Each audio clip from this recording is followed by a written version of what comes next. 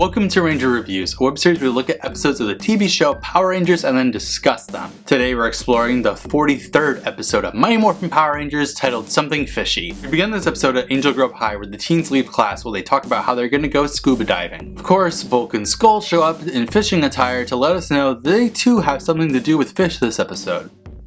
Great. They go to Bulk's locker and open it, which billows out a bunch of crap all over the floor. They pick up a can of bait and sexually harass Trini before Bulk falls onto the ground and then they leave. Turns out, Billy isn't going to go scuba diving because he has an intense dislike for fish.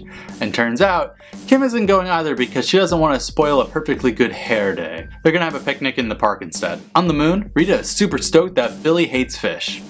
That's her entire scene. Now we're at the beach and we get walked through the steps of checking the scuba equipment by Jason before he, Zach, and Trini get ready to head into the water. At the park, Kimberly and Billy are having a picnic, and Kimberly has brought fish and chips because she's a stupid bitch. She asks Billy why he hates fish, and turns out he got bit by a fish when he was a kid trying to recreate a whirlpool in the water, and it's the worst thing I've ever seen. Also, Kimberly just straight up laughs at him about it, and when he asks her not to laugh, she says, "Come on, at least it wasn't a piranha."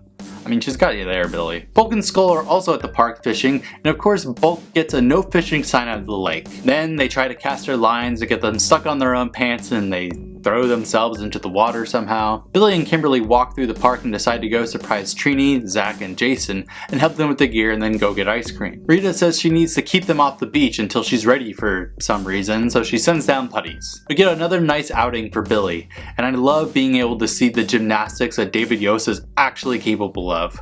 But then Billy just puts a cooler on a putty's head and ruins it. The putties disappear and they go to the command center where Zordon says that there's a new monster called the Goo Fish that's on the same shore where Zach, Trini, and Jason are scuba diving.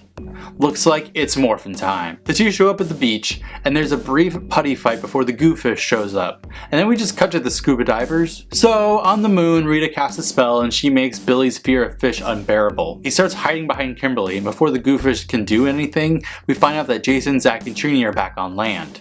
They talk to Zordon and morph to help the other two. Jason fires a laser at the Goo Fish and he disappears, so the Rangers regroup in the command center. Billy blames himself for them losing the monster, and Zordon says that if he faces his fear, it'll break the spell that Rita put on him. Apparently, Goo Fish has a toxic venom that'll kill literally anything, so they morph back to the beach again. There, the 5 Rangers fight a gaggle of putties while the Goo Fish just screams from off screen. Then, Billy gets cornered by the monster, but Jason comes to the rescue, kind of. Goo Fish then fires his venom at Red, Yellow, and Black, and it immobilizes them. Then Kim comes flying in, and she gets exploding starfish thrown at her, leaving only Billy as the last Ranger who can actually do anything. So Billy just does it.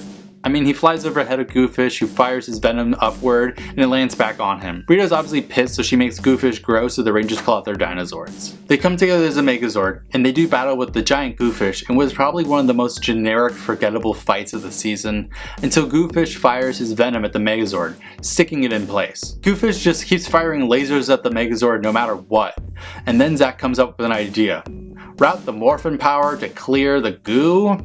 Isn't this a Billy episode? They call on the power sword and yeah, they fillet the fish. At the youth center, Billy comes in and has caught a fish in a bag with Ernie, who's able to cook up their catches. Bulk and Skull show up to embarrass themselves and Bulk tries to see what Billy caught, and it's a freaking live lobster. What the hell? This episode is the first of many monsters that's dubbed Z02. Kyoryu Sentai Zyuranger is the Japanese series that Power Rangers' first season is adapted from. And when the footage ran out, but the show was such a huge success, they commissioned Toei, the production company of the Japanese series, to produce 20-some more unique fight scenes with new monsters.